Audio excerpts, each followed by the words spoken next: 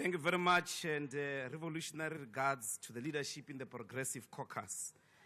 The presidency is responsible for 8 functions, 11 task teams, and 6 SOEs, and it is here to ask for money. Deputy President, when you spoke last Friday, Floyd Shibambo, you characterized the sitting president as being a candidate for an award in fiction, best fiction in literary sciences. But you see, it doesn't look like you were heard about what you were diagnosing. I think we must have to upgrade the diagnosis and borrow from the ideological toolkit of Frantz Fanon. We may be dealing with psychosis, whose symptoms are delusions, illusions, because Zakes Mda, when he writes DP, he knows that he's writing fiction. But our candidate tonight truly believes in the delusions that he gives us. 1 million houses in Alex. He believes that. It's a proper belief. And Fanon teaches us about cognitive dissonance. That when you tell such a person who suffers from these symptoms the truth, they hold on so much to their core belief, they become agitated, uncomfortable. If you tell him now that he's wearing a blue tie, he may tell you he's convinced that he's not even dressed. Just today, after being warned of delusions, he comes to this platform and says, unsafe toilets have been replaced in 92% of schools needing safe toilets. The remaining 280 schools are scheduled for completion within this financial year. But the report of the Basic Education Department titled Education Facility Management System Report, published 3 July 2024, says there are 1,770 pit toilets, schools with pit toilets. 280, 1,770. This is not a candidate of fiction. We have passed the stage of fiction, and we are dealing with mental illness. That is why those who come here to defend him, that is why those who come to defend him. Honorable Ndlozi, can you please take a seat behind you? Yes, Honorable Member. Thank you, Chair. Chair, Honorable Ndlozi, on the podium is reflecting on the President's state of mind, and I think it's in violation of Rule 85 sub 1. 85 sub 1. I believe the rule is being violated by Honorable Ndlozi. Chair, thank you. He's not a medical doctor.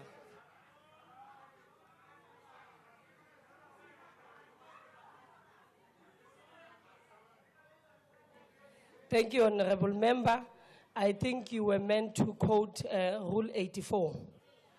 That is unparliamentary and unacceptable language or gestures. And also, no member may use offensive, abusive, insulting, disrespectful, unbecoming, and unparliamentary words or language, nor offensive or unbecoming or threatening gestures.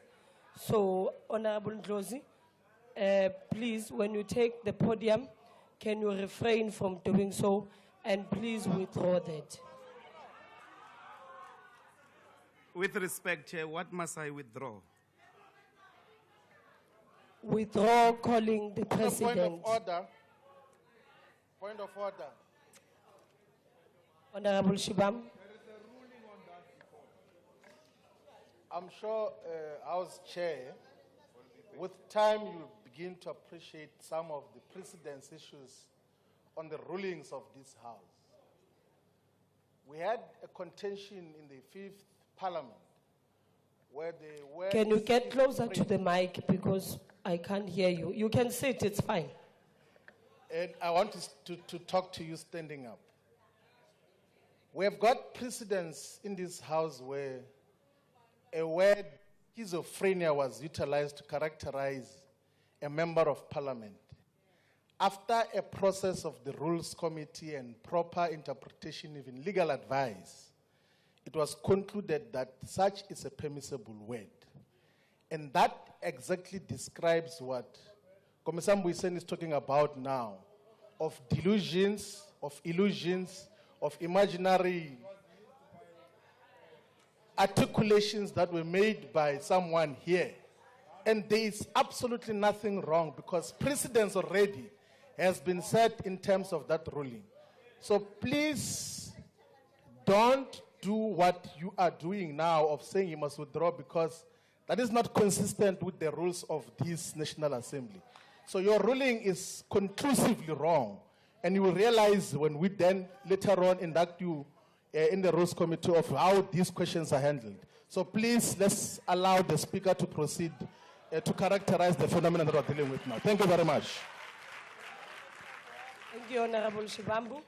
Honorable Ndlozi, as I had said, that please refrain from using such insultive words from the podium.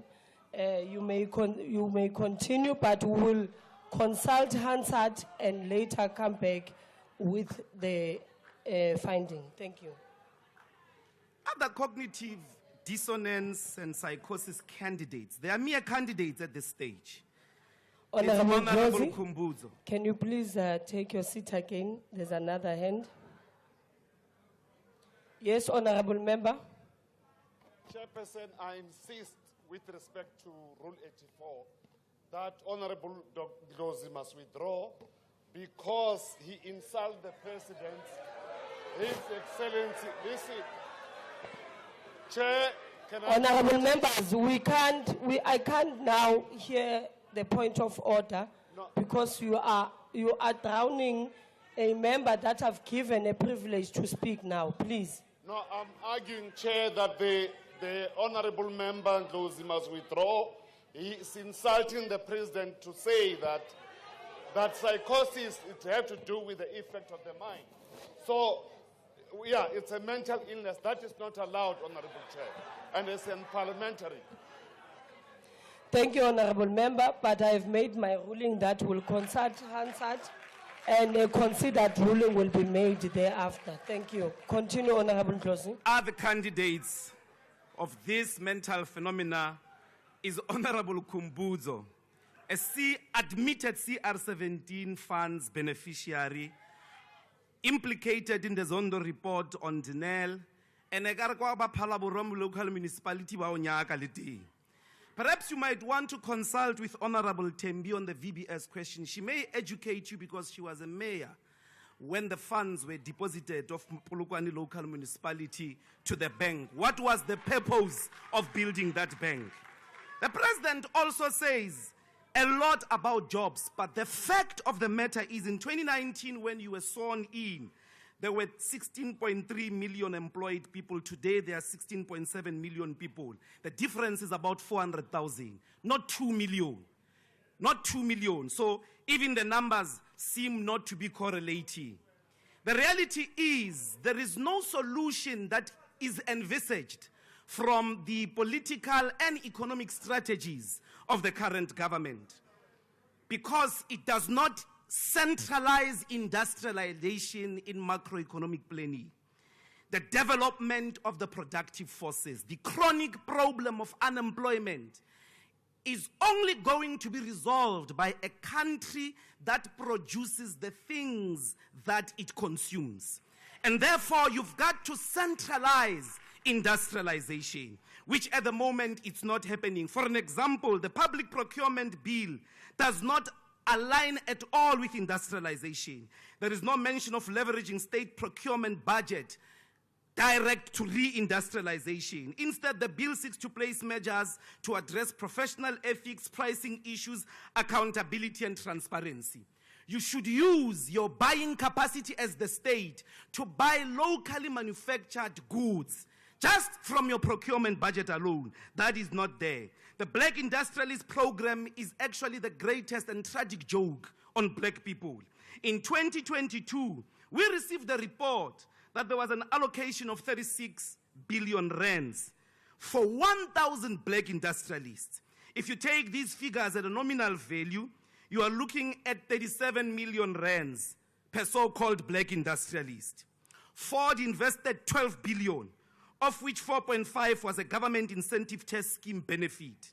To construct the Silverton plant in Pretoria, Toyota received 2.6 billion. 2.6 billion. And black people are expected to industrialize with 37 million.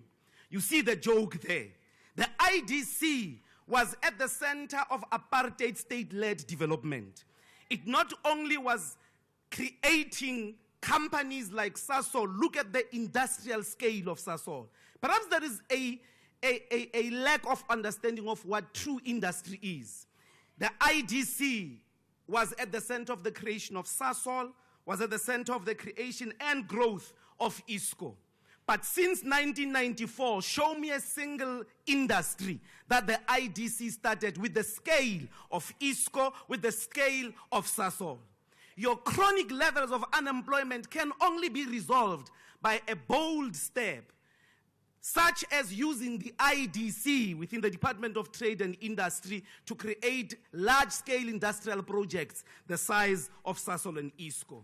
But also, when you're talking about investments and markets, the BRICS countries are where you should go. Your relationship with the West has been the most crippling economically. The West only wants your minerals. The West only wants you to consume its finished products. Even the market, consumer market of over 1.2 billion people in the continent of Africa, they still get products from their former colonizers. But China is the one that is developing. In the last 20 years, they are responsible for large-scale infrastructure projects across the world. They are the ones that are building the biggest, most sophisticated infrastructure projects than anyone else. So if you want to industrialize, you've got to look to the BRICS countries. You've got to go to China and literally request, build, operate, and transfer projects. So if you want to build a train from Durban to Musina, Mr. President, perhaps you do not enter into the delusion of repeating the same thing that you've been doing over the last 30 years as the ANC. Go to China. The people of China will build a speed train in less than a year, and then it will occur from Durban to Musina. The industrialization project must also be at the center of the competition laws. For an example, competition laws are not the instrument of transformation. Even when they are in place, price fixing, collusion, market power abuse, price discrimination, and monopoly industries continue. When the Competition Commission makes findings, the Finance Minister has the power to overrule them. When the Competition Commission identified that the private sector health market was abusing its power through price fixing and monopolization, nothing happened to them. That tells you the power of these industries. If you want to heal, Mr. President, from this emerging mental condition within the GNU, perhaps you must come back tomorrow with a concrete admission that business cannot be usual. Otherwise, we will interrogate and scrutinize the state of your mind to the end. Thank you very much. You are not a I will medical now doctor. invite